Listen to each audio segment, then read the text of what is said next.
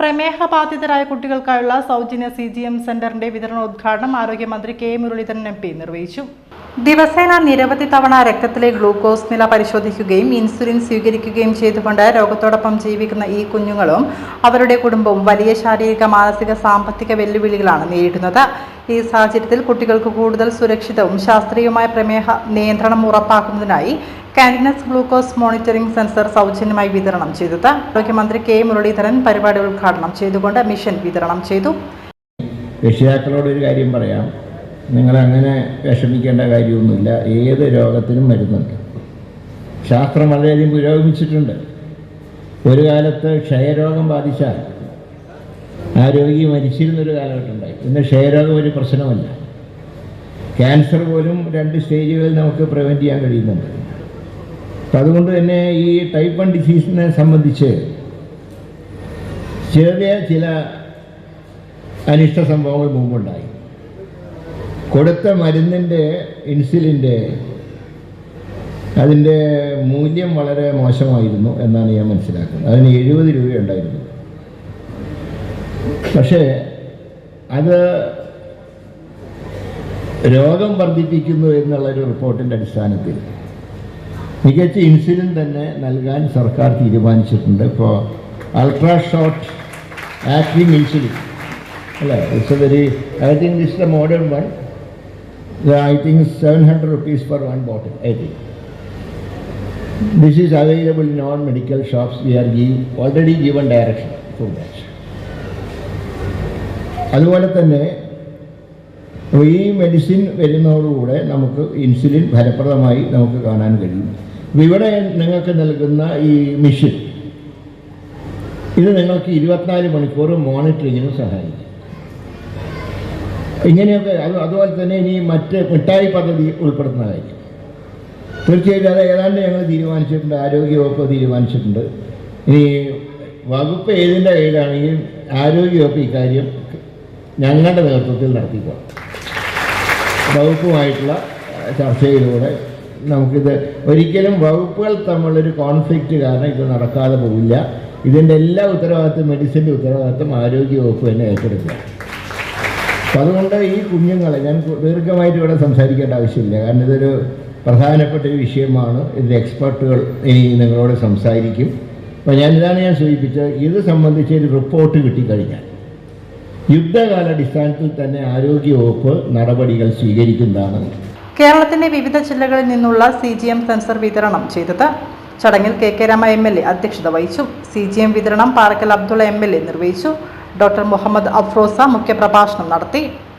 കോഴിക്കോട് ജില്ലാ secretary type 1 diabetic welfare society Shana CD സ്വാഗതം പറഞ്ഞ ചടങ്ങിൽ municipal chairperson PK Sasi, Rotarian Nishil Madathil, doctor Abdul Nasar UK, Rotarian Manoj Menon, Vijesh, doctor M Muraleedharan, Prashanth Mani, PP Rajan എന്നിവർ സംസാരിച്ചു. ചടങ്ങിന് അബ്ദുൾ ജലീൽ PT നന്ദി പറഞ്ഞു. ഇത്തരത്തിലൊരു CGM മെഷീൻ ഇന്നിവിടെ വിതരണം ചെയ്യാൻ സാധിക്കുന്നു എന്ന വളരെ സന്തോഷകരമായ ഒരു ചടങ്ങ്. തീർച്ചയായിട്ടും ആ റോട്ടറി ക്ലബിനെ ഹൃദയം കൊണ്ട് സല്യൂട്ട് ചെയ്യുകയാണ്. അത്തരത്തിലൊരു വലിയ ഇനിഷ്യേറ്റീവ് എടുക്കാൻ വേണ്ടി അവർ നടത്തിയ ആ ഒരു താല്പര്യം, അതിൻ്റെ കൂടി ഭാഗമായിട്ടാണ് നമ്മുടെ ഈ കുഞ്ഞുങ്ങളെ സംബന്ധിച്ച് നേരത്തെ സ്വാഗത പ്രസംഗത്തിൽ സൂചിപ്പിച്ചു കഴിഞ്ഞു. നമുക്കറിയാം, നമ്മുടെ കുട്ടികൾ ഒരു ടൈപ്പ് 1 ഡയബറ്റിക് എന്ന് പറയുന്ന ആ രോഗമുണ്ടെങ്കിൽ, ആ ഡയബറ്റിക് ഉള്ള കുട്ടികൾ എന്ന് പറയുന്നത് അവരുടെ രക്ഷിതാക്കൾ അനുഭവിക്കുന്ന ഒരു വലിയ മാനസിക പ്രയാസമുണ്ട്. ഉറക്കമില്ലാതെ, ഒരു ജോലിക്ക് പോകാൻ പറ്റാതെ, നിരന്തരം അവരുടെ മക്കളെ, കുഞ്ഞുങ്ങളെ നോക്കിയിരിക്കേണ്ട ഒരു വലിയ പ്രയാസത്തിലൂടെയാണ് ആ രക്ഷിതാക്കൾ കടന്നു പോകുന്നത്. അവരുടെ കഥ എന്ന് പറയുന്നത് നമുക്ക് വല്ലാതെ പ്രയാസം ഉണ്ടാക്കുന്നതാണ്. ഒരു രാത്രി പോലും മര്യാദയ്ക്ക് ഉറങ്ങാൻ ആ രക്ഷിതാക്കൾക്ക് സാധിക്കുന്നില്ല എന്ന് പറയുന്ന അവരുടെ പ്രയാസങ്ങൾ നമ്മൾ കേൾക്കുമ്പോൾ ഇവിടെ എങ്ങനെ രക്ഷപ്പെടുത്താം, ഏത് തരത്തിലാണ് അവർക്ക് സമൂഹത്തിലേക്ക് നമ്മുടെ കൈപിടിച്ചുയർത്താൻ കഴിയുന്ന തരത്തിലുള്ള പ്രവർത്തനങ്ങൾ നമുക്ക് നടത്താൻ സാധിക്കുക എന്നുള്ളത്, അത് ഓരോ മനുഷ്യരും ഏത് സമയവും ചിന്തിക്കുന്ന ഒരു കാര്യമാണ്. അപ്പം അത്തരത്തിൽ ഈ ഒരു മോണിറ്ററിംഗ് ഉണ്ടെങ്കിൽ തീർച്ചയായിട്ടും അവർക്ക് ഒരു രാത്രിയെങ്കിലും സ്വസ്ഥമായിട്ട് ഉറങ്ങാൻ സാധിക്കും. അല്ലെങ്കിൽ ടൈപ്പ് 1 ഡയബറ്റിക്സ് എന്ന് പറയുന്നത് എല്ലാ ഡയബറ്റിക്സും പ്രശ്നമാണ്. ഞാനിപ്പോൾ എൻ്റെ ഇലക്ഷൻ പര്യടന കാലത്തൊക്കെ പല വീട്ടിലും പോയപ്പോൾ കൈ മുറിച്ചവർ, കാല് മുറിച്ചവർ, കണ്ണ് കാണാത്തവർ, അങ്ങനെ തുടങ്ങി നരക തുല്യമായ ജീവിതം അനുഭവിക്കുന്ന ആളുകൾ ഈ ഷുഗറുമായി ബന്ധപ്പെട്ടുണ്ട്. അപ്പോൾ ഷുഗർ ഒരു വലിയ പ്രശ്നം തന്നെയാണ്. എല്ലാ രോഗത്തിൻ്റെയും മൂല കാരണമായി ഷുഗർ മാറുന്ന ഒരു സാഹചര്യമുണ്ട് എന്ന് നമ്മളൊക്കെ മനസ്സിലാക്കുന്നത് നല്ലതാണ്. 50% മേലെ ജനങ്ങളും കേരളക്കരയിൽ ഷുഗറുള്ളവരാണ്. ഇപ്പോൾ പ്രിയപ്പെട്ട ആരോഗ്യമന്ത്രി മുരളീധരൻ സാർ എന്നോട് പറഞ്ഞത്, ഞാൻ അങ്ങനെ ഭയപ്പെടാറില്ല, കാരണം ഞാൻ എക്സസൈസ് ചെയ്യാറുണ്ട് കൃത്യമായി. അതുകൊണ്ട് തന്നെ ഞാൻ ആ കാര്യത്തിൽ കുറച്ചുകൂടെ ഒരു ധൈര്യം എനിക്കുണ്ടെന്ന്. അത് സൂചിപ്പിക്കുന്നത് നമ്മളാരും അത്തരം കാര്യങ്ങളിൽ ശ്രദ്ധ പതിപ്പിക്കേണ്ടത് അനിവാര്യമാണ്. പ്രിയപ്പെട്ട മക്കളെ, ടൈപ്പ് 1 ഡയബറ്റീസ് വെൽഫെയർ സൊസൈറ്റി എന്നൊരു സൊസൈറ്റിയുടെ ഭാഗമായാണ് നമ്മളിവിടെ കൂടിയിരിക്കുന്നത്. ഈ സൊസൈറ്റി എന്ന് പറയുമ്പോൾ സാധാരണ ഒരുപാട് സംഘടനകൾ നമ്മൾ കാണാറുണ്ട്. പക്ഷെ അതിൽ നിന്ന് വ്യത്യസ്തമായിക്കൊണ്ട് ഓരോ ദിവസവും ഇതിലുള്ള എല്ലാ മെമ്പർമാരും ഓരോ ദിവസവും വെറും മാതാവോ പിതാവോ മാത്രമാണ് ടൈപ്പ് 1 വെൽഫെയർ സൊസൈറ്റിയിലെ അംഗങ്ങൾ. എങ്ങനെയുള്ള മാതാപിതാക്കന്മാർ ഒരു ദിവസം സ്വന്തം 3 വയസ്സും 4 വയസ്സുമുള്ള കുട്ടിയെ 10ഓ 15ഓ തവണ, ഏറ്റവും കുറഞ്ഞ 10 തവണയെങ്കിലും കയ്യിലോ അല്ലെങ്കിൽ തുടയിലോ കുത്താൻ വിധിക്കപ്പെട്ട മാതാപിതാക്കളുണ്ട്. അതിനേക്കാൾ പ്രധാനപ്പെട്ടത് ഈ ഒരു സംഘടന അവരൊരിക്കലും വളരണമെന്ന് ആഗ്രഹിക്കുന്നില്ല, അതുപോലെ കുറയണമെന്ന് ആഗ്രഹിക്കുന്നില്ല. അതാണല്ലോ ഒരു സംഘടനയുടെ അടിസ്ഥാനമായിട്ട് കാണുന്നത്. കാരണം ഈ ഒരു സംഘടന വളരുകയാണെങ്കിൽ അതിനർത്ഥം ഒരു കുട്ടിയും കൂടി കേരളത്തിൽ ടൈപ്പ് 1 ആയി ജനിക്കുക എന്നതാണ്. ഈ അംഗബലം കുറയുക എന്ന് പറഞ്ഞ അർത്ഥം ഒരു കുട്ടി നമുക്ക് നഷ്ടപ്പെടുക എന്നുള്ളതാണ്. ഈ ഒരു അവസ്ഥയിലുള്ള ഒരു സംഘടനയുടെ ഭാഗമായിട്ടാണ് ടൈപ്പ് 1 ഡയബറ്റീസ് വെൽഫെയർ സൊസൈറ്റിയെ ഞാൻ നിങ്ങൾക്ക് പരിചയപ്പെടുത്തുന്നത്. ഈ കുട്ടികൾ നമ്മൾ ഇവിടെ എല്ലാവരും പലരും കേരളത്തിൽ 50%-ലധികം പേര് പ്രമേഹ രോഗികളാണ്. പക്ഷെ അതുകൊണ്ട് പ്രമേഹം എന്ന് പറയുമ്പോൾ വലിയൊരു നിസ്സാരമായിട്ട് വലിയൊരു വിഷയമായിട്ട് നിങ്ങൾക്ക് തോന്നണമെന്നില്ല. പക്ഷേ അതല്ല ടൈപ്പ് 1 ഡയബറ്റീസ് എന്ന് മനസ്സിലാക്കി തരിക എന്നുള്ളതാണ് ഞാൻ ഉദ്ദേശിക്കുന്നത്. ഇതിൻ്റെ വിഷയം എന്ന് പറഞ്ഞാൽ ഇത് 15 വയസ്സിന് താഴെയുള്ള 2ഉം 3ഉം വയസ്സുള്ള കുട്ടികളിൽ വരുന്ന പ്രമേഹമാണ് ഒന്ന്. രണ്ടാമത്തത്, ഇതിന് യാതൊരു വിധത്തിലുള്ള ഒരു പാരമ്പര്യമായ ശാഖകളുമില്ല. ആർക്കും എപ്പോൾ വേണമെങ്കിലും ആ കുട്ടികൾക്ക് വരെ ആരെ കുട്ടികൾക്കും വരാമെന്ന് പറയുന്ന ഒരവസ്ഥയാണ്.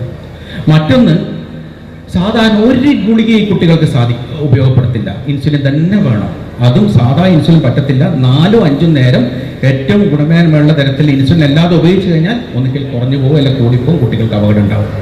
അതിനും പുറമെ എല്ലാ ദിവസവും 4ഉം 5ഉം നേരം ഇത് ഷുഗർ കൂടുന്നുണ്ടോ കുറയുന്നുണ്ടോ അങ്ങനെ കുത്തിനോക്കാൻ വിധിക്കപ്പെട്ട കുട്ടികളുള്ള അതാണ് ടൈപ്പ് 1 ഡയബറ്റീസ്. ഇത് മനസ്സിലാക്കണം. അല്ലാതെ വെറും പ്രമേഹമായിട്ട് ഇതിനെ കാണുമ്പോഴാണ് നമുക്കത് നിസ്സാരമായി തോന്നുന്നത്. പക്ഷെ ഇങ്ങനെയൊക്കെ ആണെങ്കിലും ഈ കുട്ടികൾ ഇത്രയും ബുദ്ധിമുട്ടിയിട്ട്, ഈ രക്ഷിതാക്കൾ ഇത്രയും ബുദ്ധിമുട്ടി മുന്നോട്ട് പോകുന്നുണ്ടെങ്കിലും ഇന്ത്യയിൽ ഇന്ന് പറയുന്നത് ശരാശരി ആയുസ് എന്ന് പറയുന്നത് 35 മുതൽ 45 വയസ്സ് വരെയാണ്. അതിൽ തന്നെ ഒരു 65% ആൾക്കാരും സാധാരണ പ്രമേഹത്തിൽ നമുക്കറിയാം, പ്രമേഹം കണ്ണിനെ ബാധിക്കുന്നു, നരമ്പിനെ ബാധിക്കുന്നു, കിഡ്നിയെ ബാധിക്കുന്നു. ഈ വിഷയം 35-40 വയസ്സാകുമ്പോഴേക്ക് ഈ കുട്ടികൾക്ക് വരാവുന്ന ഒരു ഇതാണ് ഇന്ത്യയുടെ കണക്കുകൾ പറയുന്നെങ്കിലും അതിനെ മാറ്റിമറിക്കാൻ വേണ്ടിയാണ് ഞങ്ങൾ ഇവിടെ കൂടിയിരിക്കുന്നത്. വേറെ ഭാഷ പറഞ്ഞാൽ 1985 ജനിച്ച ഒരു കുട്ടി പോലും ഇന്ന്, അതായത് ഇന്ന് 40 വയസ്സായിരിക്കും ആയിരിക്കും, കേരളത്തിൽ അംഗവൈകല്യങ്ങൾ അല്ലെങ്കിൽ ഷുഗറിൻ്റെ കോംപ്ലിക്കേഷൻ ഇല്ലാത്തൊരു കുട്ടി പോലും ഇല്ല. ഇനി ഒരു കുട്ടി അങ്ങനെ ഉണ്ടാവാൻ പാടില്ല. അതാണ് ഈ സദസ്സിന് നമ്മൾ കൊടുക്കേണ്ട ഊന്നൽ എന്നത്. അതുപോലെ തന്നെയാണ് ഞാൻ നേരത്തെ രമേശ് പറഞ്ഞ പോലെ കുറഞ്ഞു പോകുന്നത്. അത് വളരെ നമ്മളിപ്പം കണ്ടതാണ്. കാരണം അച്ഛനുറങ്ങാത്ത വീട് എന്നുള്ള നമ്മൾ സിനിമയിലൊക്കെ കേട്ടിട്ടുണ്ട്. പക്ഷേ യഥാർത്ഥത്തിൽ അച്ഛനുറങ്ങാത്ത വീട് ഇവരെ വീടുകളാണ്. കാരണം രാത്രി എഴുന്നേറ്റ് 3-4 തവണ നെറ്റി തൊട്ട് നോക്കണം മകന് വിയർക്കുന്നുണ്ടോ, ബോധം നഷ്ടപ്പെട്ടിട്ടുണ്ടോ എന്നുള്ളത്. രമേശ് പറഞ്ഞ കഥ ഞാനൊന്നും കൂടി ഇങ്ങനെ വിശദീകരിച്ച് പറയുകയാണ്. വടകരയുള്ള മോനെ കൊയിലാണ്ടിയിലേക്ക് 2 വർഷം മുന്നേ മിഠായിലേക്ക് മരുന്ന് വാങ്ങാൻ പോകുന്ന സമയത്ത് അച്ഛനും അമ്മയും സൈഡിൽ നിന്ന് ഉറങ്ങിപ്പോയി. ഡ്രൈവർ മുന്നിൽ കാറിൽ ടാക്സിൻ്റെ ഡ്രൈവർ മകൻ അപസ്മാരം പോലെ വരുന്നത്, വായിൽ നിന്ന് നൊര വരുന്നത് കണ്ടപ്പോഴാണ് ഇയാൾ അച്ഛനെയും അമ്മനെയും വിളിക്കുന്നത്. അപ്പോഴാണ് അറിയുന്നത് ഈ കുട്ടി പൂർണ്ണമായ അബോധാവസ്ഥയിലേക്ക്, ഷുഗർ കുറഞ്ഞു പോയിട്ട് എന്ത് ചെയ്യാം, മരണത്തോട് അടുത്ത് നിൽക്കുന്ന ഒരു ഘട്ടത്തിൽ എത്തിയിരിക്കുന്നു എന്നുള്ളത്, അറസ്റ്റിലേക്ക് പോയിരിക്കുകയാണെന്നുള്ളത്. ഉടനെ മെഡിക്കൽ കോളേജിൽ എത്തിച്ചെങ്കിലും 2 ദിവസം വെന്റിലേറ്ററിൽ കിടന്നെങ്കിലും നമുക്ക് ആ കുട്ടിയെ തിരിച്ചു കിട്ടിയില്ല. അന്ന് ഈ പറയുന്ന ഞാനടക്കമുള്ളവർ ഇതുപോലൊരു ഉപകരണം ആ മോൻ്റെ കയ്യിൽ ഉണ്ടായിരുന്നുവെങ്കിൽ 80-ൽ താഴെ ഷുഗർ വരുമ്പോൾ ആ അച്ഛൻ്റെ ഫോണിൽ അലാറം വരുമായിരുന്നു. ഇന്ന് നമ്മളെ കൂടെ ഇവിടെ കളിച്ച് നടക്കാൻ ഉണ്ടാവുമായിരുന്നു.